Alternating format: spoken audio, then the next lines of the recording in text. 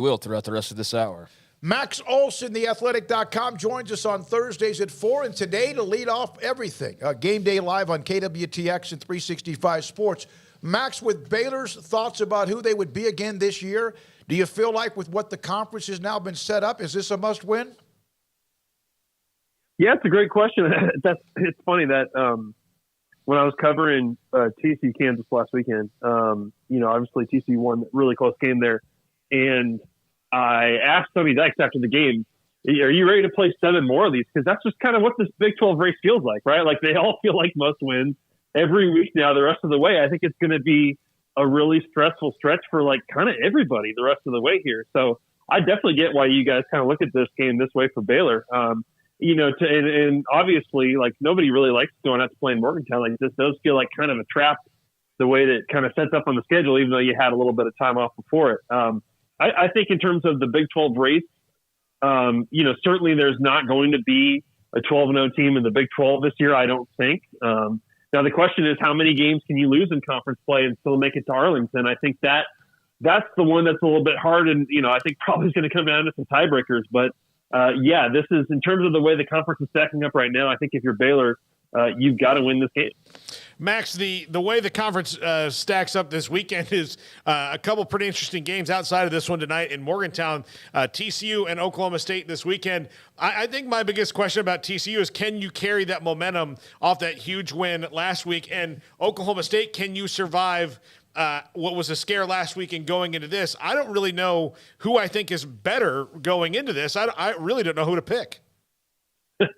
I know you look at Texas Tech with Baron Morton last week and, Kansas with Jason Bean in the second half. Like some of these teams do have backup quarterbacks and can still surprise even when it's not their best week. So yeah, TCU, I was really impressed by the way they stepped up in the second half last week in a low scoring first half. And then, Jason Bean comes in after the Jalen Daniels injury and is able to make some plays. And, I thought Max Duggan really got going and you love to see, obviously Temple's Quentin Johnson get going in that game and get 17 targets and 14 catches and really kind of flex what he could do. I thought he looked like a first rounder in that game. And I think that offense for TCU has a chance to do some damage against Oklahoma State. And, certainly if the Pokes win this game, and I think they probably will, we've got to talk about them very seriously as one of the, not just the Big 12 front runner, but maybe one of the best teams in the country.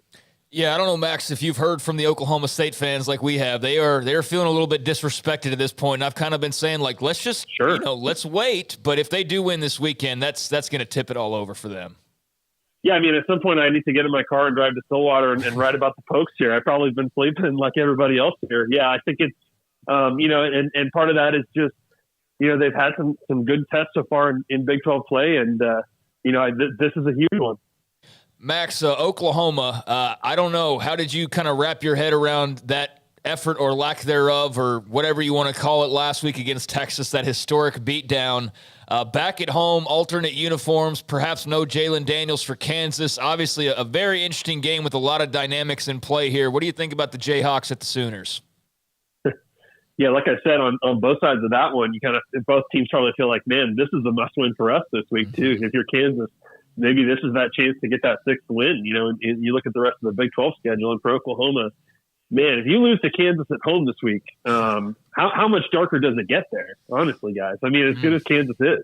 I think that obviously like the offensive piece last week, without Dylan Gabriel really didn't have a chance. I thought some of the Wildcat stuff worked and why they got away from it, I'm not sure. But defensively, it's really hard to believe. And especially when you're coming off the TCU game, right? Like you'd think you'd find some stuff to improve. You think you'd clean it up a little bit and play with, you kind of get more confident play and kind of have some better answers for Texas. And I mean, the Horns could have just like TCU, the Horns probably could have gone and scored 70 if they wanted to. I mean, it was just unbelievable. I think this is an Oklahoma team that we're at midseason here, and it's hard to believe this, but they look really worn out and really beat up. And I don't know if that's Brent Venables is doing too much in practice during the week, or is just not maybe he needs to kind of calibrate his approach to this. Maybe he thinks that that's the way to go in the long term of building this program. But these Oklahoma teams just have not looked ready to play these past few weeks. And it's kind of, it really is baffling. And as you look at the rest of the schedule here, like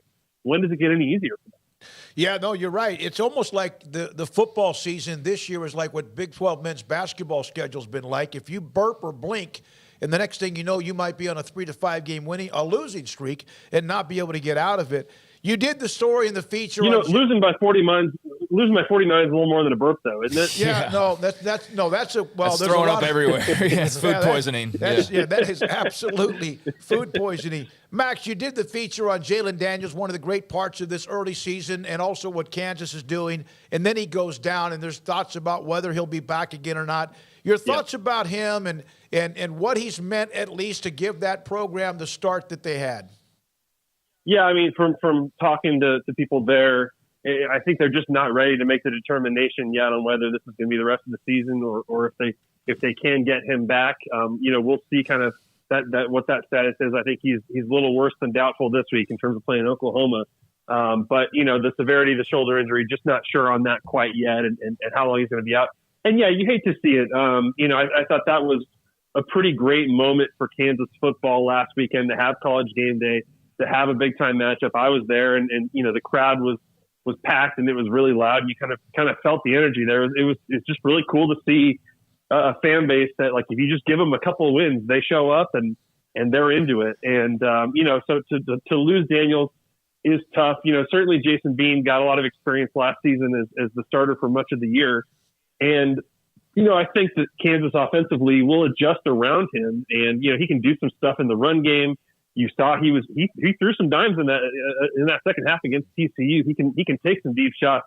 Just a little bit slower decision maker than Jalen Daniels, and interested to see how they adjust this week. And it's a bummer for Daniels, obviously, and for this program. But I think Lance Leipold and his staff, I don't doubt they're moving forward, feeling like they can still be pretty productive on offense with Jason Bean. Max, of the games that will definitely see an undefeated team go away, like Michigan and Penn State, Alabama, Tennessee, those games, which are the ones intrigues you the most? I guess we talked about TCU and Oklahoma State already. Yeah, I mean, certainly, the Bryce Young status on the Alabama game is going to be fascinating. I mean, I think that, if he's healthy, if he's out there, then the path to victory for Tennessee is trying to survive a shootout, and I think if Bryce Young's in that game, that's what we're going to get from Young versus Hendon Hooker. I think that that stadium is going to be just bonkers in Knoxville on Saturday. I think that crowd and just that tension and all that, it's going to be quite a spectacle. And I think that, Tennessee rolls into this game with a ton of confidence just on what they've done so far. I think Alabama, when you watch them line up against Texas and against Texas A&M, they're not quite looking like that team that's just dominant this year. And so I think that there's an opportunity here for Tennessee, but if Young's playing, it's going to take a ton of points. Max, I want to circle back to West Virginia. Obviously, the game with Baylor tonight. We talked a ton about Baylor and kind of where they are, still sort of finding the proper mix between veterans and fresh faces, and it's been kind of difficult for Dave Aranda and company. We know that things have been kind of rocky at times as well for Neil Brown and the Mountaineers. JT Daniels has given them a shot in the arm, but what have been your impressions watching them this season, and how much of a must-win do you think tonight is for that program? Now I assume C.J. Donaldson's not expected to play not today, playing, right? Yeah. Not playing. Okay, that's a factor for sure.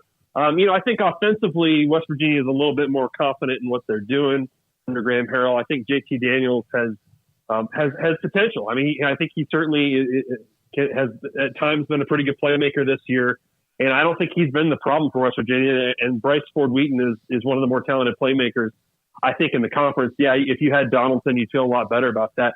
I think the hard thing to kind of get a read on here is just the defense for West Virginia. And, certainly Texas bullied them around a little bit. Kansas put up a lot of points and yards on them. Can they obviously we know what Baylor's bringing offensively. So I think West Virginia, I think they can hang up front. I think they have a tough front, and I think they can handle it. I think the problem for them is just defensively. Obviously we know what Baylor throws at you. Can they be really disciplined with their tackling and their eyes and all of that against what Jeff Grimes wants to do? I think that's the challenge for West Virginia tonight. And that's where they've got to make a lot of improvement. But I mean, I like Baylor in this game, but I do think it'll be close. And yet, your favorite quarterback, Adrian Martinez, continues to do what he does. It was an ugly win. An ugly, but no win is ugly. But what K-State was able to do against Iowa State, who's very, very good against the run. Hey, you guys saw it all year last year, right? The key to winning the Big 12 is figuring out how to win close games. And sometimes they're not very sexy, but you just have to figure out a way to win enough close games to get to Arlington and then win another close game, right? And so that's the thing that K-State's doing right now. I mean, that's, they came up short, obviously, against Tulane in a tight one there, but since then, I think you're seeing them. They've been playing Oklahoma, Texas Tech, and playing Iowa State. Yeah, maybe those are not the top 5 teams in the conference right now by any means, but they're figuring out a way to be just good enough to win by at least one. And so I think that continued improvement, and obviously we know that's just not something that Adrian Martinez had a lot of history of at Nebraska. So I think the way they started conference play, pretty impressive. They're finding different ways to win, and I think they're a handful each week. Maxwell, we're kind of bouncing around here from Big 12 to non. Let's close with a non-Big 12 question, and there's a lot of games to choose from with a lot of interesting storylines, but how intrigued are you by USC and Utah? Yeah, this is a big week for USC to prove a lot. I think, Utah got exposed a little bit against UCLA, and I think UCLA is probably, might be the best team in the conference this year. I mean, they're really good. I think Chip Kelly's really built something there. And so when USC and UCLA play, I think that's the one that really makes a big statement about where they're at. But so I think SC can survive this game, but Utah, is going to be tough for them. I think this is a week where you find out a lot about SC and just can they continue this hot start they're on? They have a huge edge in things like turnover margin. Can you maintain that? Can you continue to do that on defense? And just the continued growth of that offense around Caleb Williams. I think it's a great game, and one that if you're not quite sure whether SC belongs kind of in that top 5 conversation, this is the game you've been waiting to see. Max, I don't know this, and that's why I'm asking. Have you ever covered a game in Morgantown? Weirdly, that's an interesting question. So I've been up there a bunch for, spring and summer and kind of preseason coverage and stuff like that. But West Virginia is the only one, now that I've been to Kansas, I think West Virginia is the only one I've not seen a game at.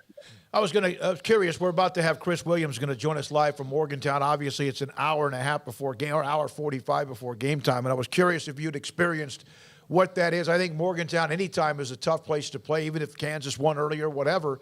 But at nighttime, it does seem to be extra special.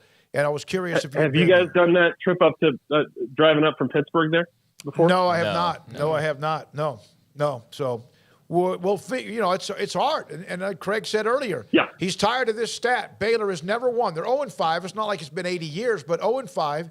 They had to hear that for a long, long time about Oklahoma State, where they had not won there in forever, and they finally were able to break through, and they did.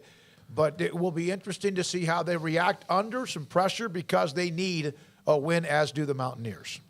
I don't think it'll be as high scoring as 2012. That's my prediction for tonight. Yeah, good call. Yeah, I think you're right. Haven't seen both these teams in action. Yeah. Geno Smith, was it? Oh my God, that was an unbelievable shootout with Nick Florence throwing forever. Nick Florence. Yep. Terrence Williams catching a ton, right? Yeah. In that game, 70-63. In fact, the guy that did the game for West Virginia, Tony Carini, is going to join us here momentarily. Max, thank you very much for jumping on to be our leadoff hitter for Game Day Live today. Thanks, guys. That's Max Olson, theathletic.com. Now, we will, a couple of different times in the next